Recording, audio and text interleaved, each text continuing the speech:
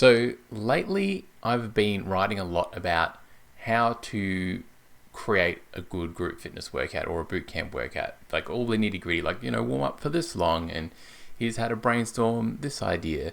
But it's made me realize as I think back on it that, and this happens, you'll see this happen with experts everywhere, when they teach something, they forget about all of the little things they did, all the little sort of in-between subconscious things they did that actually contributed quite a lot to their success.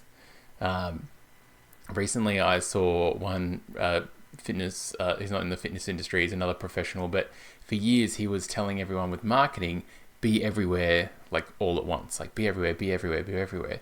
And he recently said, like, this was actually bad advice.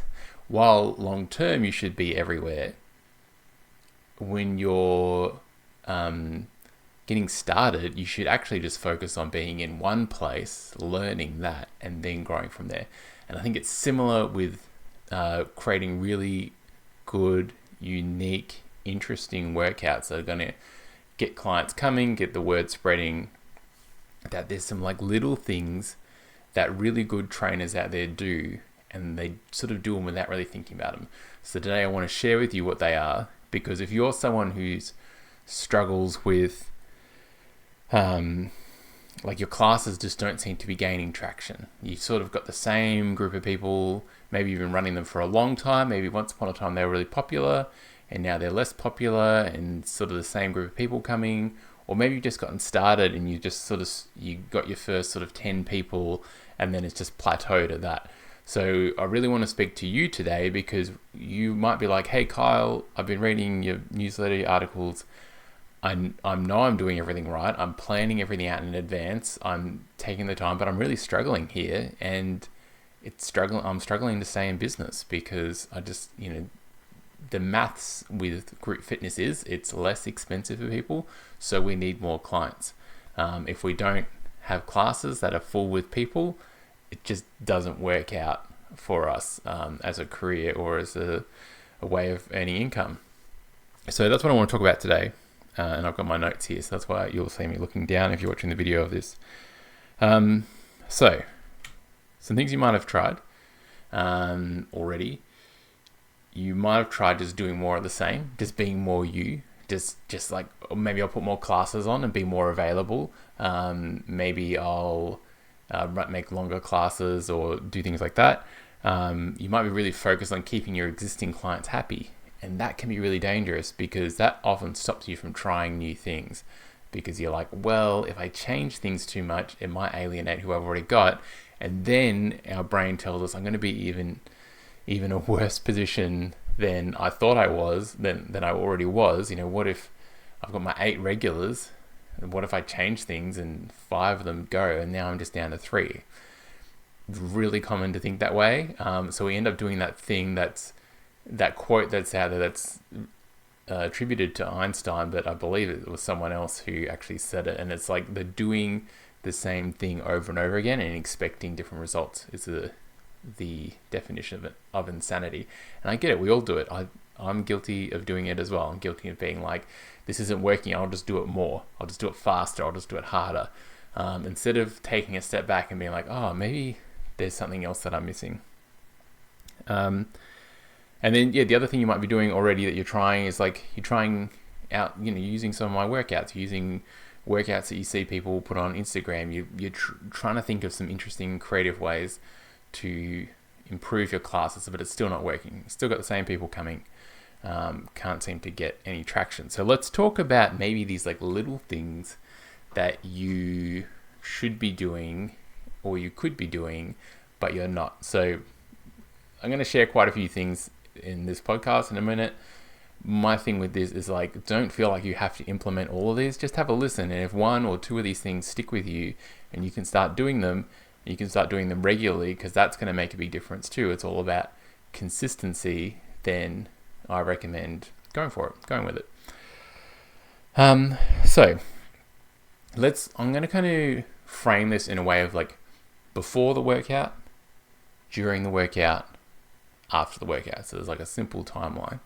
So one of the things you can do before, especially with new clients, so say you've got your regular 8 and you finally get a new person signing up and you really don't want to lose this person, one thing you can do is communicate. It sounds really obvious when I say it out loud, but it's something that just because we're fitness people, we may not be like, unless we've got a background in like communication or something like that, it might not be something that comes natural to us to like communicate. And if anything, over communicate. So an example of this is I recently had my internet upgraded, and the company that was upgrading the internet had to come out to the house and change things at the house. And I reckon in probably I booked it. They said they could come in 5 days, and I think in those 5 days I got 5 text messages from them, multiple emails, pretty much a message every day saying, this is when your appointment is, we're coming on this date, this time, this is when your appointment is. Could they have sent just one message? Yeah, sure, they could have.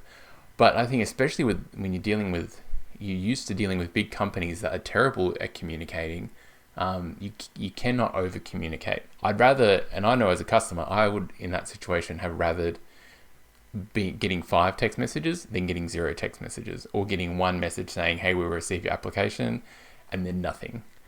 So you might be like, oh, well, I text everyone. I text them before the session to say, hey, I'll see you at the session. And then they didn't show up to the session. But I text them. But people are getting like dozens, maybe hundreds of texts a day, depending how much they like texting. People miss things. They forget things. They're human beings. Over communicate. Have an automated text message that goes out if the system you're doing, and then send them a personal text message as well. Like, you cannot over communicate enough with people to just remind them, come to the session. Here's what to bring. Don't forget your water bottle. It's going to be hot, sunscreen. It's going to be cold. Wear lots of layers. And send it to them 2 days before, and then send it to them the day before as well. And send it to them the day they signed up a week ago. You cannot over communicate this stuff. You can absolutely under communicate and not build that relationship and make people feel like, am I even important to this person? Like, am I important as a customer? And that's one big advantage we have as a small business, unless you're already running a business with lots of trainers underneath you. But knowing my audience, most of you aren't. You're just working for yourself. Maybe you've got an assistant. If that's you, then you need to use that to your advantage. You can give more of a personal touch than other businesses can. So that's my thing. The other thing to do before is to show up early to your session. Getting to know your client is about consistently touching base with them. And a great time to do that is if you've got clients who rock up early to your class, be there early, be there set up, hang out, chat. That's another thing. I think if your background is working for gyms and things like that, where you're only getting paid for the hour, you might, and maybe the class has already been planned for you as well, you might just skate in on the hour and get going.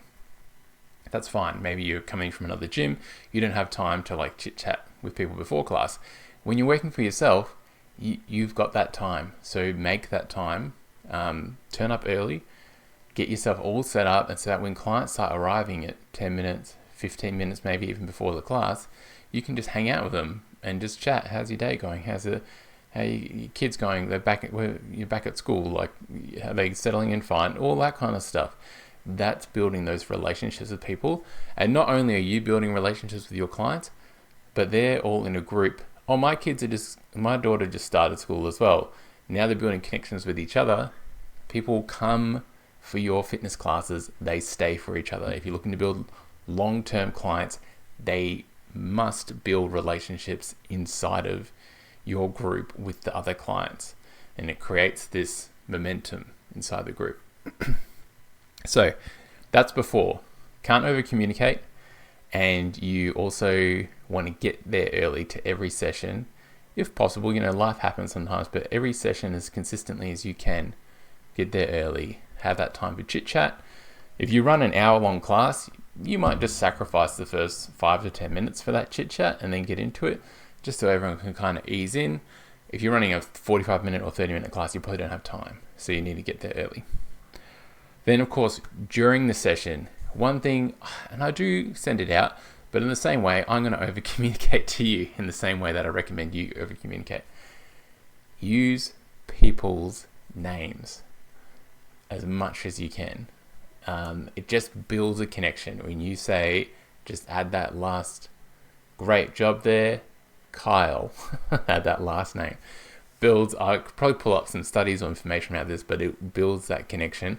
Also helps clients learn each other's names. Again, builds connections between them. If you've got two people working together, one person's like, oh crap, I should really know this person's name because I've been going to bootcamp with them for months, I've forgotten. You come over there and say, looking awesome, Bill. They're like, oh, Bill, that's the person's name. And now they don't have to have that awkward thing. You're just getting rid of it. That's what I'm sharing in this podcast episode, is these little things that aren't taught, that you don't think about, that are happening all the time in the class, and they add up. They're the little 1% improvements that add up to multiple percentage results on your bootcamp and on your classes. So using people's names is one I would have taught for years and years and years. It's something I implemented, made a huge difference to my bootcamps. Really small tweak.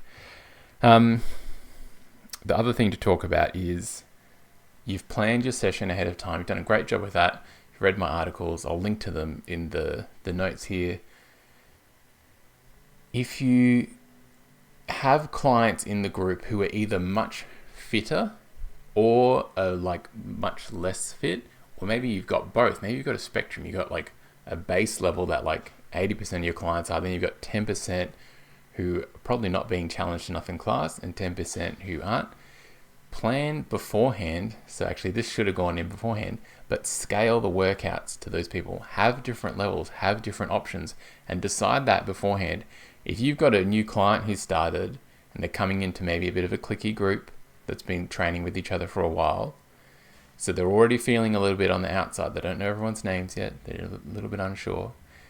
And now you also, they're like, oh, I'm not sure if I can do that exercise. And you're like, I'll just do squats instead. I mean, one, maybe they don't even know what squats are or how to do them.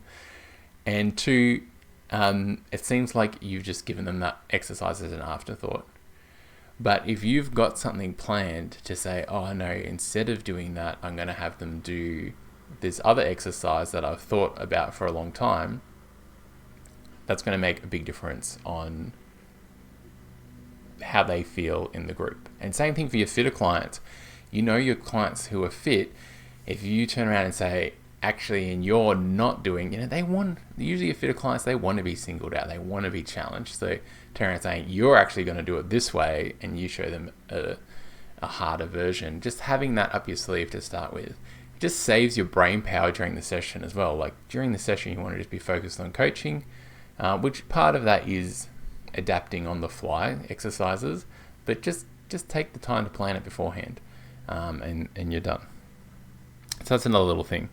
The other thing to do is to introduce new things to your group. So if your group always exercises in one sort of way and your classes aren't growing, you've probably reached the potential of that class format. And again, I know you're going to be like, oh, but I don't want to upset this group. I don't know if they'd really be into playing games. Just try it. You don't have to make a whole workout that's a game. You could just include it as a warm-up or a finisher. But start trying out different things. Start bringing in different pieces of equipment. I would say that most of your clients are going to be like, as long as they're still getting what they want out of the session, which is to exercise and feel better, they will be open to new ideas and classes and formats. And then what that does as well, it also opens up your classes to appeal to different groups of people, which will help you in attracting clients in. If you're always doing the same thing over and over again, and maybe it worked at one point, maybe you were the different thing in the area because you did this stuff this way and everyone else was doing it that way, and now it's not working anymore. Stop doing the insanity thing. Stop continuing to do it thinking this is going to change. Start introducing some different stuff. Takes courage. Do have to be brave, but I know you've got it in you. All right. Now, lastly, before we wrap this up, let's talk about after the workout. So what are some little things after the workout that maybe aren't taught very often, but these little like 1% things that people do and they don't realize? The first thing is reviewing like how the session went. So you might be like, oh yeah, okay, I'll message the clients and see what they thought. No, what did you think? What did you think about how the session went? Take a minute to, maybe you keep a notebook with the sessions, maybe you keep your sessions plans on the computer, and so you go on the computer and you're just going to write like a couple of notes after the workout. Maybe it's like, oh, I didn't scale it hard enough for those fitter clients, or I didn't have enough options for the beginner clients, or they really love this workout, or they all told me this workout felt really long to them, and just went on and on forever. Like I know I had that feedback before on some formats, so I was like, all right, I'm not going to run that format again. I want people like to be in the moment and not just thinking, oh, when is this going to end? So those are some things you should do, is reflect, how do I think it went? And think about your energy as well. Like, how do I feel at the end of the session? Do I feel like energized and awesome at the end of the session? Or am I feeling really drained because teaching this style of class actually isn't my thing? Those are some of the questions to ask yourself. Then, of course, the other thing to do is follow up with your clients. Go out to your clients, wherever you message them. Maybe you've got a group chat, something like that. Say, hey, how did everyone pull up today? And just let who wants to reply. Or you might message some people specifically. So you might say, hey, what did you think? Like, how did you pull up today? Or send them some kind words. So you might message them and say, hey, I really noticed that I saw you doing some of your push-ups on your toes today. That's awesome. Or I saw you go up in weights on the squats. That's amazing. So just those little like observations. And I've been thinking about this and thinking about the impact of that. And I've been thinking about putting together like a challenge or something that we can do as a community that revolves around these like little like follow-up messages with some good examples and ideas for you guys. So if you're interested in that, that's just a little aside. But that's one of the things you want to make sure you're doing. Make sure you're following up. And if you've got people missing, oh my gosh, call them. Like, again, you cannot over-communicate. You can, and you probably will. Most trainers, most small business owners accidentally under-communicate. They don't want to bother people. They don't want to be a pest. So we actually end up making the person feel like they don't matter. Much better to communicate. You can always leave a voicemail with someone and say, hey, just letting you know. You don't even have to ask a question on that call. You're just sharing information with them. Hey, just letting you know I missed you today. Send me a text if you want to reschedule, or like, hope you're doing all right, and I'll see you on Friday if you know they're coming on Friday. And that's it. So you're not hassling them. You're not doing anything like that. You're just letting them know that you noticed they were missing and that you appreciate them. Again, these little like 1% things that make a big difference. So bringing that back, if you are someone who feels like they're stuck with their class sizes, you've got the same people coming, listen back to this, have a look at your notes if you're taking notes during this episode, and just have a think about, was there anything that stood out to me? Was there something here that I feel like, oh, I could do that in my class tonight. I could just start that right away. And maybe set yourself up as a little experiment. Be like, I'm going to do this for a month. I'm going to trust Kyle because he seems to know what he's talking about. He's been doing this thing for a while, and I'm going to do this for a month. I'm going to try and use people's names in classes for a month, and just see the difference that these little actions make long term. And that's it. This is the first episode of the warm-up. My new podcast, they're going to be short episodes like this. Each time with just like, we're going to focus on one topic. We're going to dive into it. I'm going to give you really actionable advice, or we're going to go into more of a story mode. I may occasionally have a guest on to help me if we're doing a topic that's they're a specialist in. But for now, It's just going to be me. We're going to pick a topic. We're going to dive deep. You're going to walk away from each episode with lots of things you can try out. And just to help your brain, like, keep thinking about these things. Keep thinking about, what are these little things that I can do in my business to improve? And that's what's going to keep you around in the long term. Because if you're not making money doing this and you want to do this as your career, then you're going to find it really hard. Or if you set your business up in such a way that you're making good money, but you're just feeling like you're working every day, all day, and you just need a break, then again, that's another thing we'll be talking about, is ways to like balance and have boundaries. But let me leave it there. If you like this new podcast format, please follow, subscribe in whatever platform you're on. There is a video version of this podcast if you want to see me staring at you. And I hope to do some more fun things with the video as well. But for now, you can find me on YouTube, Spotify, all the different podcast apps. And I'm going to leave it there. Have a great week. And this is the warm-up.